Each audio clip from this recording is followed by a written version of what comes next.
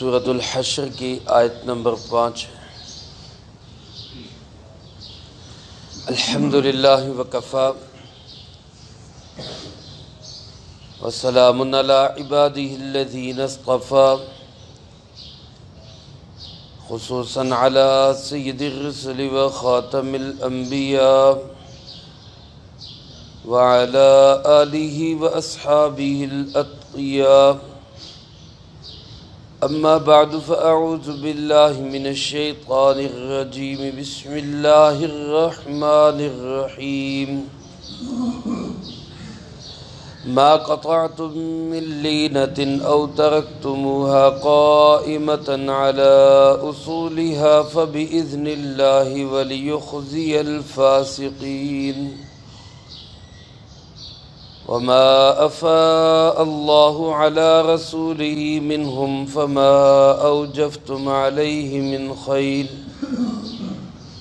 من خيل ولا ركاب ولكن الله يسلط رسله على من يشاء والله على كل شيء قدير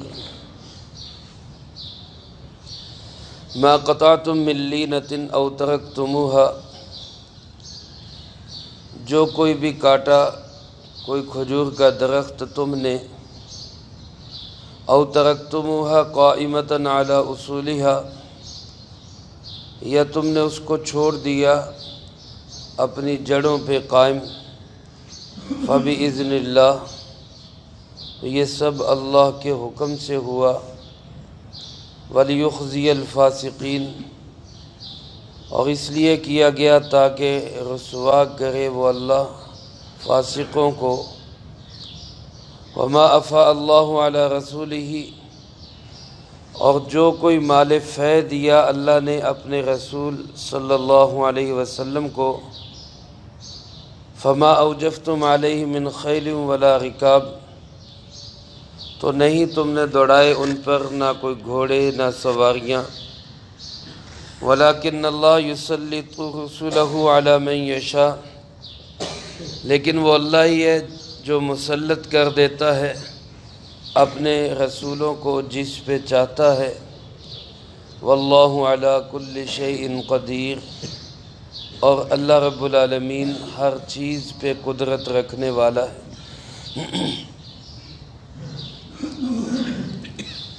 گزشتہ آیات میں مدینہ منورہ کے ایک قبیلہ بنو نذیر کی غداری، سازشیں اور پھر جناب محمد کریم صلی اللہ علیہ وسلم کے نعوذ باللہ قتل کے پروگرام، ان کا تذکرہ ہوا۔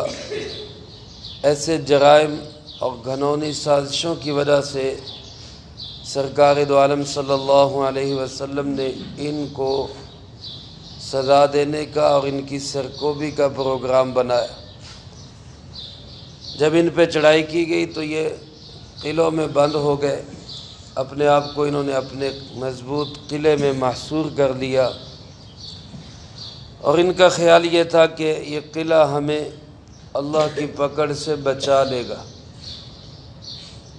رسول اللہ صلی اللہ علیہ وسلم نے صحابہ کرام رضی اللہ تعالی عنہم مجمعین کو حکم دیا کہ قلعے سے باہر ان کے جو باغات ہیں، کھجوروں کے باغ تھے، آپ نے فرمایا کہ ان کے کھجوروں کے باغات کو کاٹا جائے اور جلایا جائے، تاکہ یہ لوگ مجبور ہو کر اپنے باغات کو بچانے کے لیے قلعے سے باہر نکلے اور ان کو پکڑنے کا موقع مل سکے۔ جب یہ حکم آپ نے دیا اور صحابہ کرام رضی اللہ تعالی عنہم مجمعین نے کچھ درخت کاٹے کچھ چھوڑ دیے، یہودیوں نے پروپیگنڈا شروع کر دیا، کہنے لگے جی ویسے تو یہ محمد صلی اللہ علیہ وآلہ وسلم اپنے آپ کو بڑا امن پسند کہتا ہے، امن ہونا چاہیے، صلح ہونی چاہیے، فساد نہیں ہونا چاہیے، جھگڑے نہیں ہونے چاہیے، اور اپنا یہ کام ہے کہ درختوں کو بھی جلا رہے۔ پھلوں سے پکے ہوئے درخت، کھجوروں والے درخت، ان کو بھی یہ کاٹ رہے، یہ تو خود فتنہ فساد مچا رہے۔ یہ سوال کیا یہودیوں نے کس پہ؟ جناب محمد کریم صلی اللہ علیہ وسلم۔ میرے دوستو یہ بات ذہن میں رکھے، 14 صدی پہلے سے لے کر آج تک یہودیوں کی پروپیگنڈا مشین جو ہے یہ ہمیشہ چلتی رہی۔ اتنا پروپیگنڈا کرتے ہیں، اتنا پروپیگنڈا کرتے ہیں کہ سچ جو ہے وہ جھوٹ لگنے لگتا ہے اور جھوٹ جو ہے وہ سچ لگنے لگتا ہے۔ جو چیز کالی ہے وہ سفید بتا دیتے اور جو سفید ہے اس کو کالا کر کے دکھاتے، اور پھر اتنا کرتے ہیں کہ انسان سفید کو کالا یقین کر لیتا ہے اور جو سفید بتائے اس پہ اعتبار کرنے کو تیار نہیں ہوتا۔ حق کو باطل کر کے دکھاتے اور باطل کو حق کر کے دکھاتے، اور اتنا اس کو پھیلا دیتے ہیں کہ جو باطل ہوتا ہے وہ حق نظر آنے لگ جاتا ہے، اور جو حق ہوتا ہے وہ باطل نظر آنے لگ جاتا ہے، اور پھر کوئی بتاتا ہے تو وہ فسادی لگتا ہے۔ یہ آج بھی ان یہودیوں کے یہ پروپیگنڈے میڈیا کے ذریعے، سوشل میڈیا کے ذریعے، افراد کے ذریعے، جماعتوں کے ذریعے آج بھی یہودیوں کے یہ پروپیگنڈے جاری ہیں۔ اللہ ہم سب کو اس سے محفوظ فرمائے اور حق کو حق سمجھنے کی اور باطل کو باطل سمجھنے کی توفیق نصیب فرمائے۔ ایک اور بری عادت تھی ان کی، یہودیوں کی، یہ نام بگاڑا کرتے تھے، نام بگاڑتے تھے۔ جناب محمد کریم صلی اللہ علیہ وسلم کے پاس آئے تو آ کر آپ کو محمد کہنے کی بجائے مذمم کہا کرتے۔ محمد کا معنی تعریفوں والا اور مذمم کا معنی جس کی نعوذ باللہ برائیاں کی گئی۔ حضرت اماں جان سیدہ عائشہ صدیقہ رضی اللہ تعالیٰ عنہ ایک دفعہ غصے میں آ گئیں اور ان کو برا بھلا کہنے لگیں، تو سرکار دو عالم صلی اللہ علیہ وسلم نے فرمایا کہ امہلی یا عائشہ، اے عائشہ ذرا حوصلہ کرو۔ آپ نے فرمایا، عرض کی اللہ کے محبوب آپ سن نہیں رہے، وہ مذمم کہہ کے گالیاں دے رہے ہیں۔ آپ نے فرمایا کہ وہ تو گالیاں مذمم کو دے رہے ہیں، میں تو مذمم نہیں ہوں، میں تو محمد ہوں صلی اللہ علیہ وسلم، وہ مجھے تو نہیں کہہ رہے، لہذا حوصلہ رکھو۔ آج بھی آپ دیکھ لیں کہ نام بگاڑنے والے کون ہیں۔ اب اپنی بات پر وہ خود جو کہا گیا تھا نا کہ یہودی ایجنٹ ہے، اس پہ خود مہریں لگا رہا ہے کہ ہاں میں ہی ہوں، میں نام بگاڑ رہا ہوں، میں یہودیوں والے کام کر رہا ہوں۔ پروپیگنڈا مشین بھی، نام بگاڑنے بھی، حق کو باطل کر کے دکھانا بھی، باطل کو حق کر کے دکھانا بھی، یہ سب علامات یہودیوں کی علامات تھی۔ اللہ ہم سب کو ان سے محفوظ رکھے۔ اب سوال انہوں نے اٹھایا کہ جناب یہ آپ نے کیا کیا کہ آپ نے درختوں کو کٹوا دیا، آپ نے درختوں کو جلوا دیا۔ جب اللہ کے محبوب صلی اللہ علیہ وسلم پہ اعتراض اٹھا، سوال اٹھا، تو قربان جائے آپ کی طرف سے جواب دینے کے لیے اللہ نے قرآن نازل فرما دی۔ میرے محبوب نے جو کیا ٹھیک کیا، فرمایا ما قطعتم من لینۃ او ترکتموها قائمۃ علی اصولها۔ اے محمد صلی اللہ علیہ وسلم، آپ نے اور آپ کے ساتھیوں نے جو کوئی کھجور کا درخت کاٹا ہے، لینا علماء نے لکھا ہے کھجور کے اس درخت کو کہتے ہیں جس پہ کھجوریں لگی ہوئی ہوں۔ کھجوریں نہ لگی ہوں تو نخل کہتے ہیں، اور کھجوریں لگی ہوئی ہوں تو اس کو لینا کہتے ہیں۔ فرمایا جو درخت تم نے پھل والے کاٹے یا ان کو ان کی جڑوں پہ چھوڑ دیا، یہ سب کس سے ہوا؟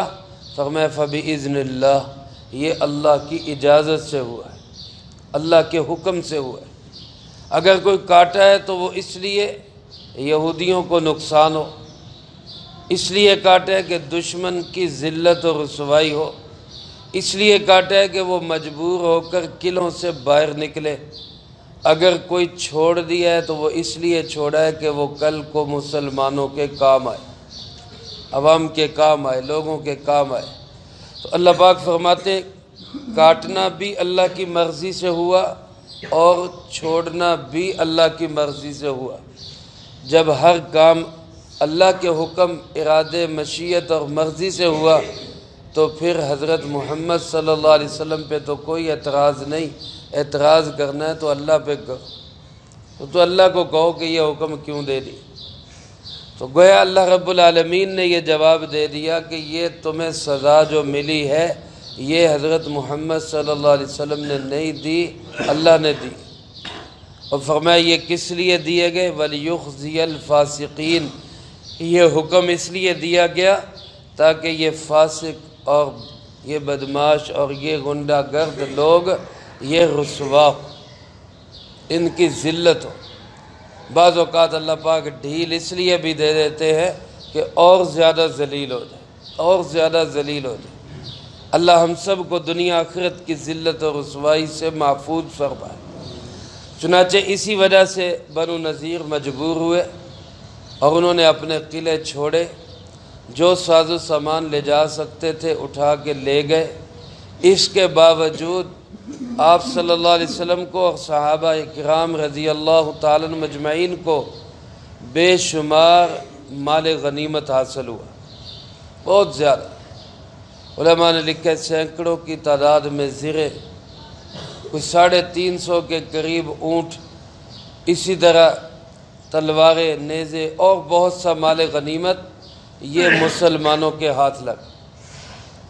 لیکن اس میں یہ ایک بات سمجھ لیں، تھوڑا سا فرق ہے، ایک ہوتا ہے مال غنیمت، ایک ہوتا ہے مال فے۔ مال غنیمت اور مال فے میں تھوڑا سا فرق ہے۔ غنیمت اس مال کو کہا جاتا ہے جو کافروں کے ساتھ جنگ کرنے کے بعد حاصل ہو، باقاعدہ جنگ ہو، لڑائی ہو اور پھر کافر مغلوب ہو جائیں، پھر جو مال حاصل ہوتا ہے اس مال کو کہتے ہیں مال غنیمت۔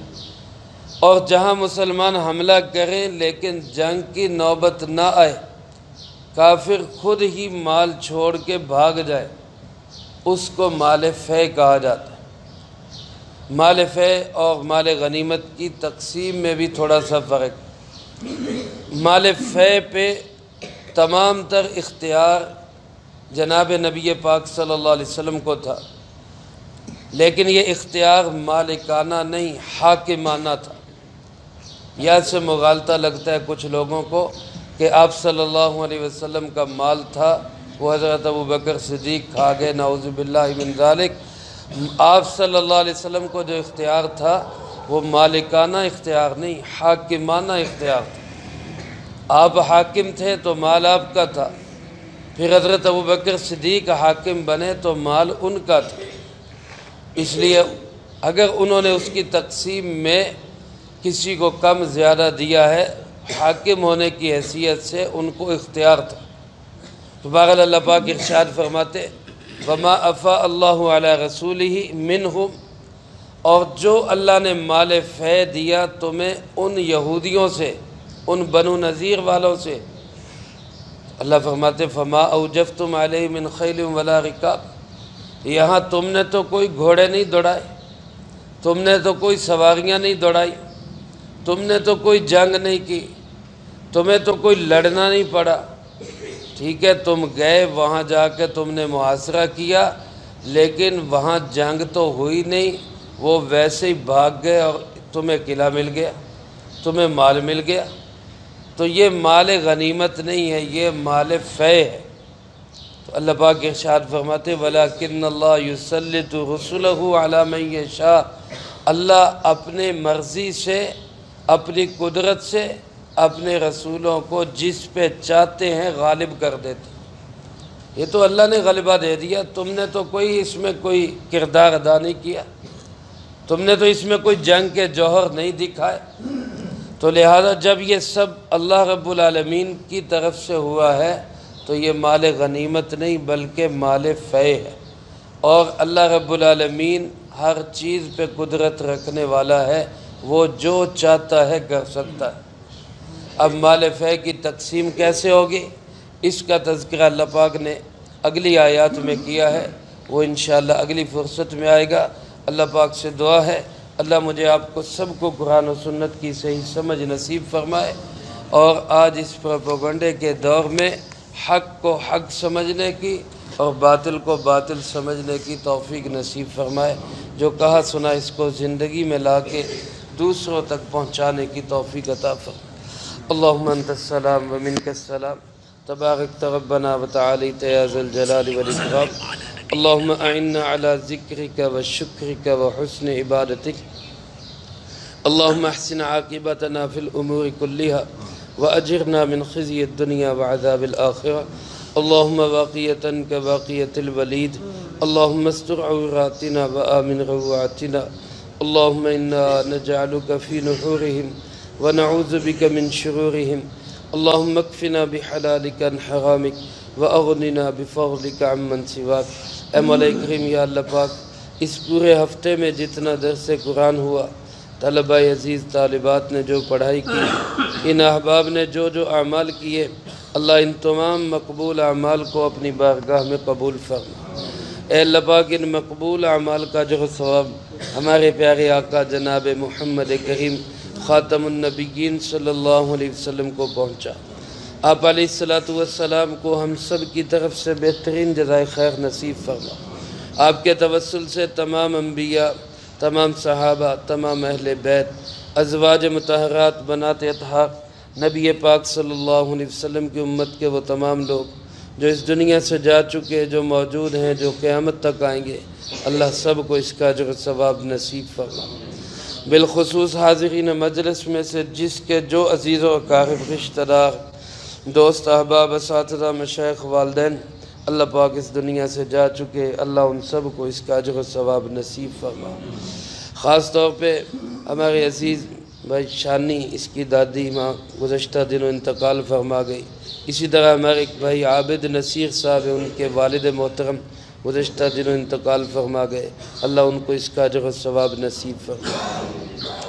تمام مرحومین کی قبور کو جنت کا باغ بنا، سب کے درجات کو بلند فرما، سیئات کو حسنات سے تبدیل فرما، کروٹ کروٹ چین سکون اطمینان نصیب فرما، اگلی تمام منزلیں سب کے لیے آسان فرما۔ اللہ اس پاک کلام کی برکت سے تمام بیماروں کو شفا عطا فرما۔ یا اللہ پاک ہمارے بھائی سعید صاحب اور ہمارے بھائی عزیز بیٹھے، ان کے بھائی بیمار ہیں، دعا فرمائے اللہ پاک ان کو صحت کاملہ نصیب فرما، اور جتنے حضرات بیمار ہیں گھروں میں، اسپتالوں میں، اللہ سب کو صحت و تندرستی